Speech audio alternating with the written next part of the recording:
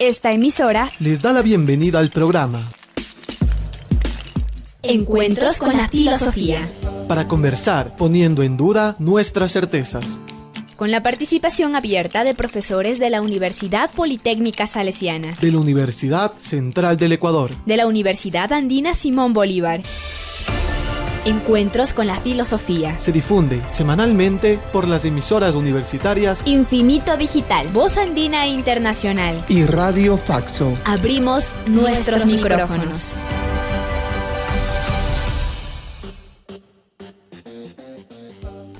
Bienvenidos y bienvenidas al programa semanal Encuentros con las Filosofías. Les saluda Edison Aguilar Santa Cruz.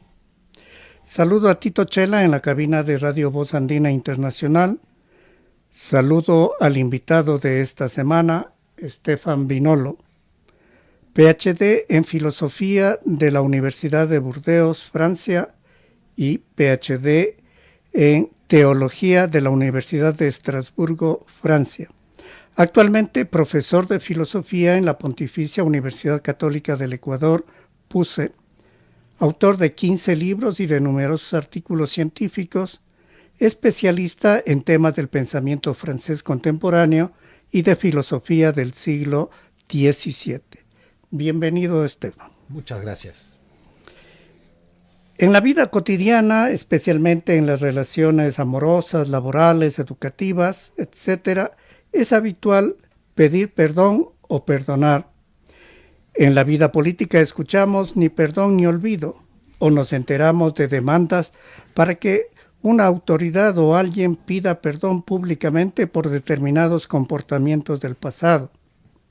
En la vida jurídica el perdón está presente en las relaciones víctima-victimario.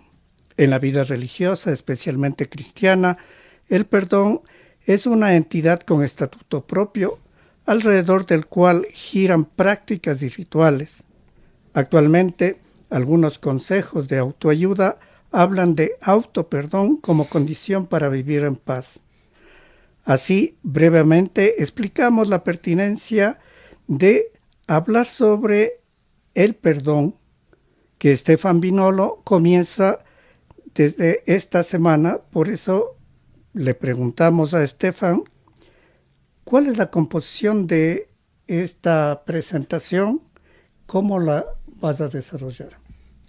Mira, primero muchísimas gracias por esta invitación a poder compartir con ustedes acerca del tema del perdón. El tema del perdón es un tema que conoció un gran momento de atención a lo largo del siglo XX. Sobre todo a través de obras tan diferentes como puede ser la obra de Derrida, de Austin, de Hannah Arendt o de Vladimir Yankelevich. Y este interés filosófico renovado venía en parte como consecuencia de grandes experiencias políticas que se han dado en el siglo XX. Experiencias que generaron muchísimos muertos, muchísima violencia, y que por lo tanto planteó el problema de una posible reconciliación y de vez en cuando de un posible perdón. Hablemos, por ejemplo, de la experiencia nazi, de la reconciliación sudafricana o de los diferentes momentos de la misma descolonización. El perdón ha tenido que ser repensado no solo de manera conceptual y de manera teórica, sino además realmente de manera práctica para ponerlo en marcha, para plantearse qué tanto podemos realmente efectuar algo como el perdón en el mundo.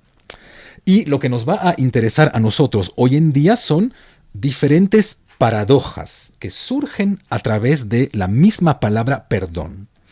Porque el perdón concentra algunos de los problemas más complejos y contemporáneos de la filosofía. Por ejemplo, el problema de las mismas excusas, el problema del lenguaje ordinario, ¿qué significa realmente pedirle perdón a alguien? También la dificultad de la responsabilidad colectiva o de la responsabilidad individual, ¿qué tanto podemos perdonar colectivamente algo? ¿O qué tanto podemos ser responsables colectivamente de algo? Pero verás que también se plantea el problema de la misma memoria de las víctimas, el mismo problema de saber quién puede realmente perdonar algo y obviamente de la diferencia entre perdón, gracia, amnistía, que parecen palabras similares pero que probablemente no lo son. Y finalmente acabaremos viendo una de las dificultades más importantes que existen sobre el tema del perdón, que es justamente la dificultad de los límites de lo humano. Cuando preguntaremos cuáles son los márgenes del perdón. Los dos diferentes tipos de márgenes, es decir, el margen inferior, qué es lo que yo debo hacer para que realmente pueda entrar dentro del margen de lo que significa perdonar, pero también el margen superior al plantearnos qué tanto existe algo que pueda ser tal vez imperdonable. Entre los múltiples autores que hubiéramos podido escoger, me parece que Derrida es el autor que más nos puede servir de guía en este caso. Primero por el número muy importante de textos que dedicó al perdón, pero sobre todo porque me parece que plantea la pregunta más interesante sobre el perdón, pregunta a partir de la cual surgen muchas otras, que es ¿qué tipo de relación instaura el perdón entre las personas? Tal vez sean personas individuales, tal vez sean relaciones individuales, tal vez sean relaciones colectivas, tal vez sean relaciones sociales, tal vez sean relaciones asociales.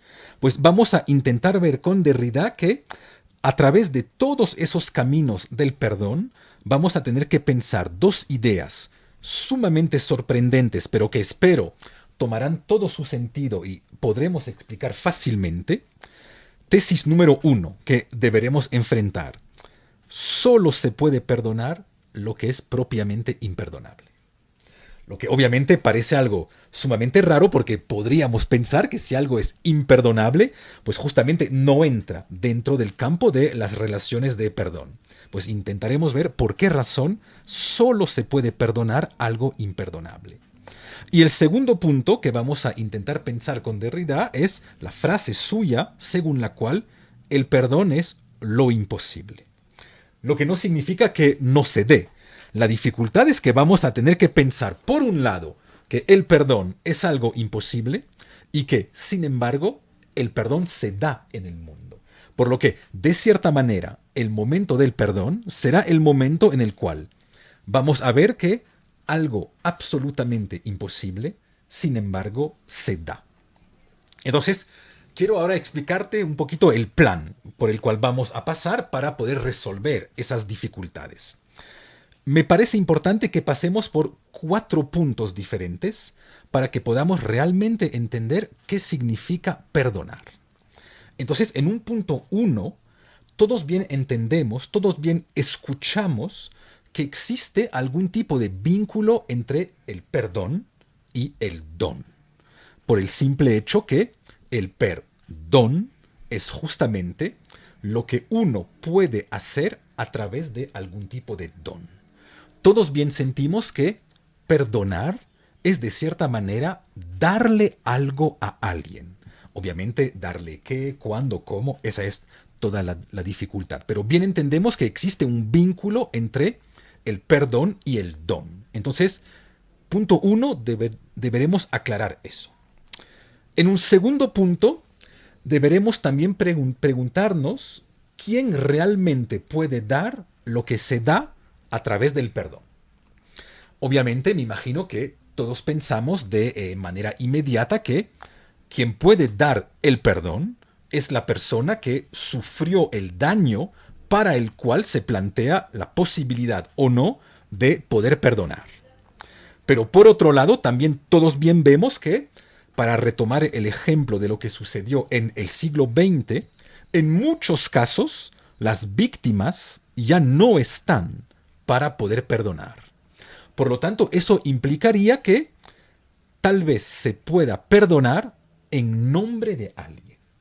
Entonces veremos si el problema del perdón solo se plantea para la persona que padeció la violencia que se quiere perdonar, o si también podríamos imaginar que en algunos casos y en algunas condiciones se pueda pensar que familiares, conciudadanos, etcétera, etcétera, puedan perdonar en nombre de alguien.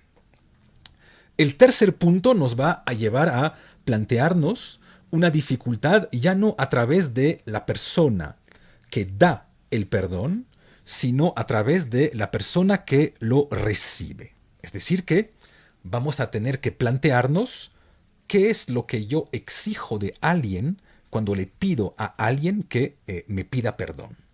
Y ahí es un debate clásico que existe en filosofía, por el cual vamos a tener que pensar si el perdón se debe dar a cambio de algo. Por ejemplo, a cambio de una solicitud de perdón, a cambio de que la persona se esté arrepintiendo. O si, al contrario, el perdón es una relación unilateral, es decir, es algo que yo decido dar de manera absolutamente incondicional, de manera absolutamente única, sin exigir absolutamente nada de la persona a la cual estoy perdonando algo. Y en un cuarto punto, también hablaremos de la dificultad de los márgenes o de los límites del perdón, cuando justamente plantearemos la dificultad muy importante de saber si existe algo como lo imperdonable. Entonces, te propongo, Edison, que podamos recorrer esos 4 puntos que nos darán un panorama general de qué es lo que puede significar perdonar algo a alguien. Comencemos entonces por el punto 1, intentando precisar un poco qué es lo que puede significar la palabra perdón. Y para comenzar debemos remontar a un texto de un filósofo inglés famoso que se llama John Austin, que en el siglo XX determinó, en parte, lo que se puede llamar el perdón desde una rama muy particular de la filosofía, que se llama la filosofía del lenguaje ordinario. Es un texto que se llama Un alegato en pro de las excusas. Y sin embargo, es un texto sumamente interesante, tal vez no tanto por la tesis que aporta, sino por su mismo fracaso. Porque cuando Austin intenta pensar el perdón, lo confunde con una especie de relación de justificación que puede tomar 2 caminos diferentes. Por un lado, explica Austin, el perdón puede tomar la forma de una limitación de la responsabilidad de uno que aparece en expresiones ordinarias tales como perdóname porque no tuve otra opción que de actuar de tal manera. O perdóname porque en el momento en el cual yo hice esta acción no estaba totalmente consciente, había tomado demasiado, estaba determinado por factores sociológicos, culturales, históricos, en fin, consiste en decir siempre, verás que lo que yo hice no lo hice de manera totalmente voluntaria, por lo que deberías perdonarme. Y ahí bien vemos que en este caso, pues el perdón se fundamenta sobre una especie de distancia que intentamos instaurar entre el sujeto y sus acciones. Tal como si el sujeto fuese perdonable, porque diferentes determinaciones, tanto internas como externas, actuaron en él. La segunda posibilidad del perdón que plantea Austin es la que lo desvincula de la maldad o del carácter dañino de las acciones. Es lo que aparece en acciones del tipo o en expresiones del tipo, es verdad que yo soy el responsable de haber hecho eso, sin embargo, lo que yo hice, si es lo que lo ves desde cierto punto de vista, pues te vas a dar cuenta que no era algo realmente malo. Por lo que en este caso me intento desvincular de las acciones malas, ya no diciendo yo no fui, sino diciendo fui yo, pero lo que hice no era realmente malo. Entonces, bien entendemos lo que hace Austin al intentar pensar el perdón a través de una especie de justificación, pues lo resume de cierta manera a 2 fórmulas diferentes. Fórmula 1, yo no fui, Fórmula 2, lo que hice no estaba mal. Y sin embargo entendemos que esta lógica de Austin simplemente no funciona. Por una razón muy simple. Si es que yo no fui, pues en realidad no tengo ninguna razón de pedirle perdón a alguien. Si la acción dañina no es una acción que surgía de mi propia voluntad o de mi propia intencionalidad, no entendemos bien por qué razón yo debería pedirle perdón a alguien. Lo mismo sucede para la segunda tesis de Austin, según la cual, para intentar pedirle perdón a alguien, voy a explicarle que lo que hice no estaba mal. Pues ahí, una vez más, si lo que hice no estaba mal, no entendemos bien por qué razón debería pedirle perdón a alguien. Así bien entendemos que el perdón tal vez no tenga que ver con un proceso de justificación, puesto que la justificación anula la misma necesidad y la misma posibilidad del perdón.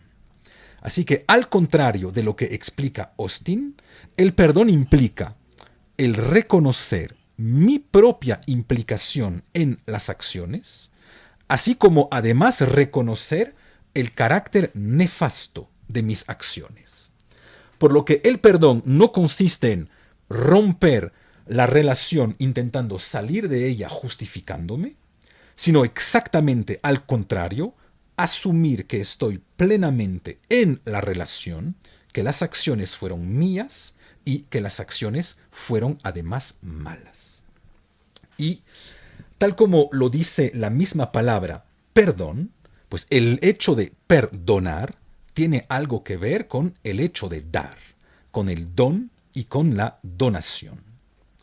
Y este vínculo entre el perdón y el don proviene no solo de las mismas etimologías, sino además de toda una inmensa tradición religiosa, en este caso cristiana, que siempre intentó determinar el perdón a través del don. Por ejemplo, encontramos esto en Lucas 6:37, perdonad y seréis perdonados, que se despliega además en Lucas 6:38, dad y se os dará, lo que refleja explícitamente el vínculo entre el don y el perdón a través de aquella del dar y del recibir. Y de hecho es una lógica tan famosa y tan evidente que aparece en el mismo Padre Nuestro.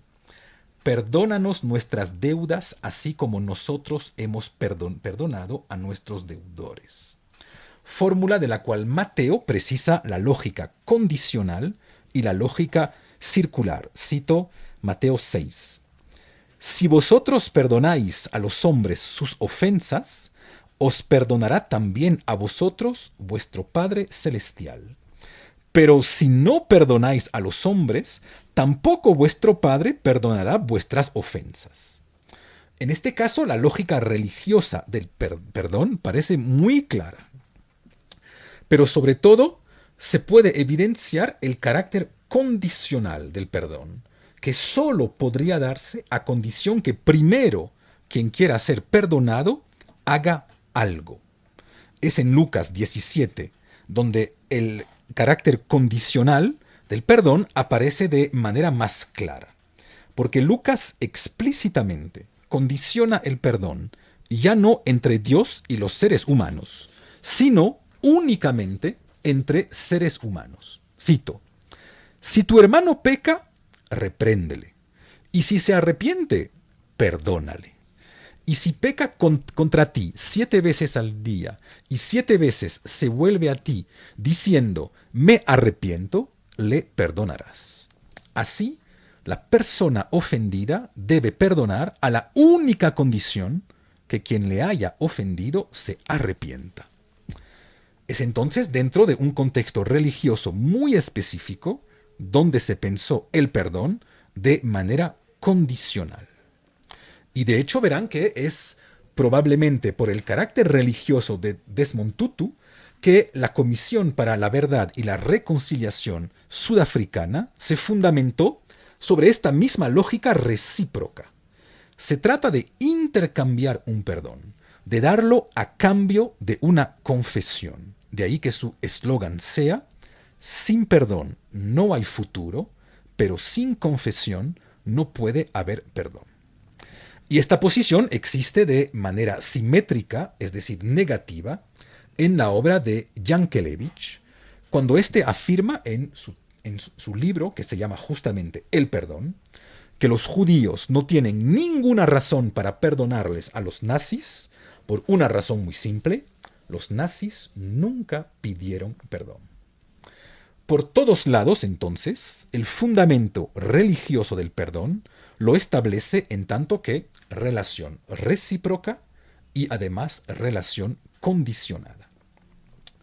Y esto es justamente el punto que Derrida en sus diferentes investigaciones intenta constantemente cuestionar. Entonces, debemos intentar regresar a esta articulación del perdón con el don para intentar pensar tal vez que la relación recíproca y la relación condicionada, es decir, te perdono si es que tú primero haces algo, no sea la buena manera de poder pensar lo que significa perdonar. Entonces, regresemos algunos minutos sobre el problema de cómo se puede articular el perdón con el don.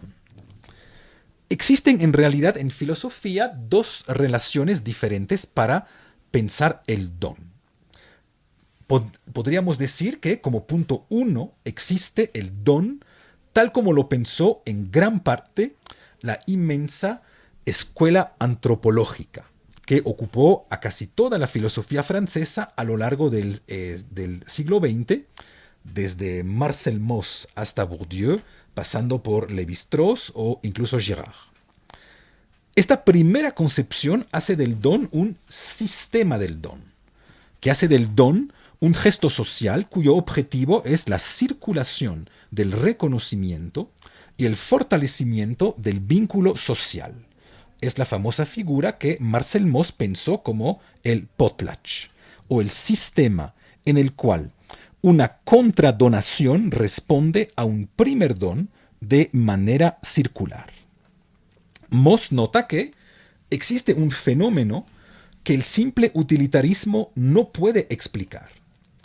Imaginemos que una persona A le dé algún día a alguien, a una persona B, una vaca.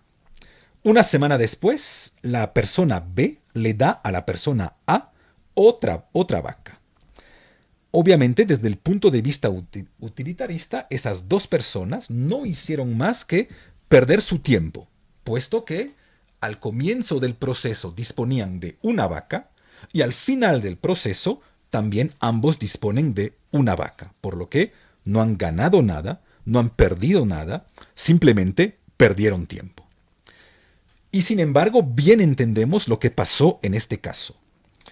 Más allá de una simple circulación de objetos, en este caso de una circulación de las vacas, el potlatch garantiza la circulación del reconocimiento social, razón por la cual este tipo de don recíproco pudo servir de modelo al perdón religioso.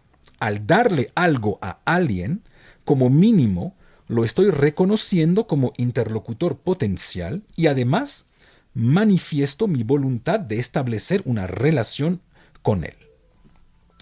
Pero Derrida presenta una objeción muy importante a esta concepción del don, puesto que si es que doy para recibir, o si es que doy porque comencé por recibir algo, pues entonces inmediatamente el don adquiere algún tipo de justificación, una especie de causa o una especie de razón de ser.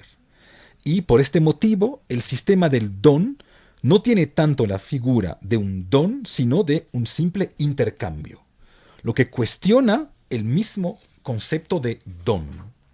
Por ejemplo, quien hace un don a una organización para limpiar su conciencia, no está realmente dando. Por lo que bien entendemos que el don recíproco, el esperar algo al cambio o el doble sentido, siempre parasita el don. De hecho, la lógica del doble sentido y de la reciprocidad siempre es aquella de la economía, y no es la lógica del don. Es la lógica de las cosas que regresan a casa, es decir, que regresan a la oikia, y por lo tanto que literalmente se oponen al don. Por este motivo, y ya pueden sentir el impacto que esto va a tener sobre el pensamiento del perdón, por este motivo el don, tal como Derrida quiere pensarlo, debe ser un don absoluto, es decir, un don sin retorno, sin ni siquiera pueda existir la misma esperanza que alguien me pueda devolver algo. En este sentido, Derrida se opone completamente a Mauss, dado que en un don ni el donante ni el donatario deberían saber que se encuentran frente a un don, por una razón muy simple. Quien sabe que se le está dando algo podría sentir una especie de sensación de deuda con el donante, rompiendo así la relación del don. Por otro lado, el donante, al saber que da, podría él también beneficiarse de cierta satisfacción moral de su posición de donante generoso. Y yo te estoy dando algo a ti, lo que evidencia que, de cierta manera, te soy un poquito superior. Por lo que el don supone que se rompa la relación entre las dos personas, o que, como mínimo, la relación que exista entre ellos ya no sea una pura relación social, sino otro tipo de relación.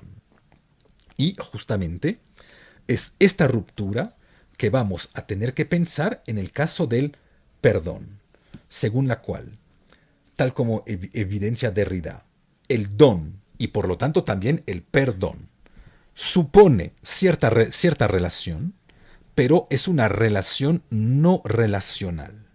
Es decir, es una relación unilateral que une, que remenda, pero en la sombra y de manera no explícita, a dos o más personas. Entonces, lo que vamos a intentar pensar la siguiente vez es esta idea según la cual existe un vínculo entre el don y el perdón. Sin embargo, este vínculo entre perdón y don no se puede pensar a la luz del don tal como se piensa de manera recíproca. Es decir, yo te doy algo y tú después me vas a devolver algo.